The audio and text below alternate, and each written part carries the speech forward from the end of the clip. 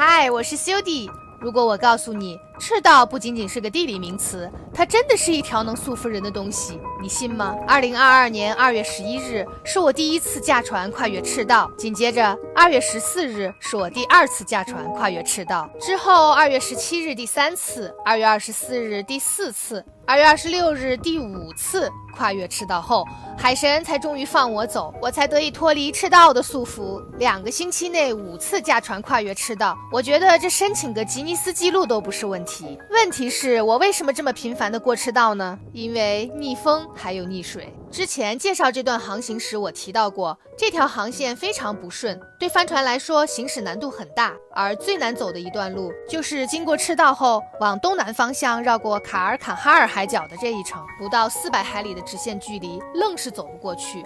我也没有强劲的发动机和足够的柴油，只能全靠风帆行驶完成这段航线。最终我用了近20天的时间走出1000多海里，才走完这直线距离不足400里的路程。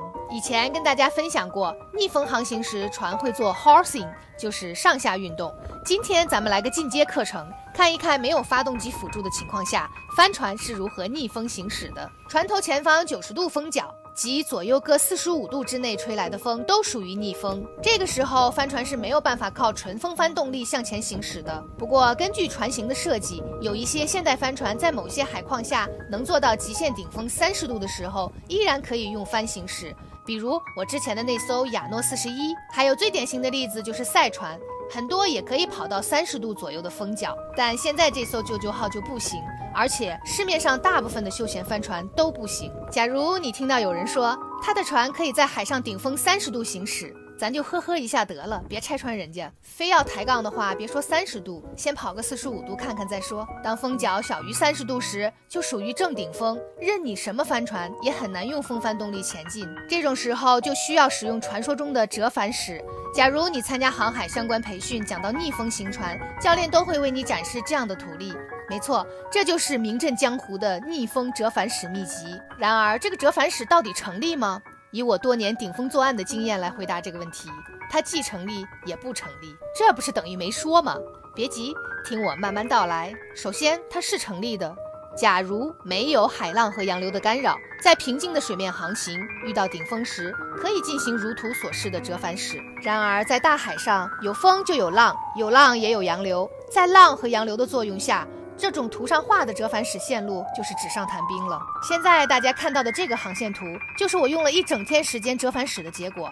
看到了吗？我不仅没有前进，反而后退了。如果不是我及时止损，估计不久就能抵达马提尼克了。没错，逆风折返驶有些时候不仅不能前行，反而会后退。毁三观吗？这就是实践和理论的差别。海上航行除了风，永远不能忘了海浪和洋流。这个时候我在说它不成立，相信你理解了吧？然而此刻我人已经在这儿了，折返驶不好用，也没有发动机动力，那怎么办呢？尽管折返驶在实际操作中没有那么阳春白雪，但是找好时机还是可以走的，只不过更费时更费力，还要根据海况来随时调整，知道何时该折返，不然也只是徒劳做无用功而已。除了帆船比赛，现实中很少有船跑逆风，真的要跑也是用发动机动力。现在可以回到我5次过赤道的画面了。是的，这就是我最终走出来的逆风折返线路，而这张图是另一艘帆船主当时南下走出来的折返线路。帆船航行遇到逆风，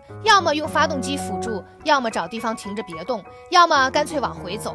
如果定要前进，只能根据实际情况选择折返驶。图上画的线路是理想状态，现实中根据航行条件的变化，折返的线路都是不相同的。总结一下，在海上逆风行船，由于受到海浪和洋流的影响，理论上的折返驶在实际操作中变数很大，甚至费半天功夫不前进反而后退。如果没有强劲的发动机、足够的耐心以及一定的航行经验与技术，建议谨慎挑战逆风航行。你学废了吗？古人云：逆水行舟，不进则退。但古人没云怎么进。其实，当我们遇到逆水行舟时，如果实在没有办法前进，那就后退。为什么非要选择前进呢？待来日有机会再前进，何尝不可？别忘了，这次南下就是我的第2次尝试。我是航海的修弟，感谢收看。这趟近3000海里的航行，除了已知的逆风和溺水，一路上还出了不少意外和突发情况。咱们下次再聊，关注我，来了解更多枯燥无趣的航海生活。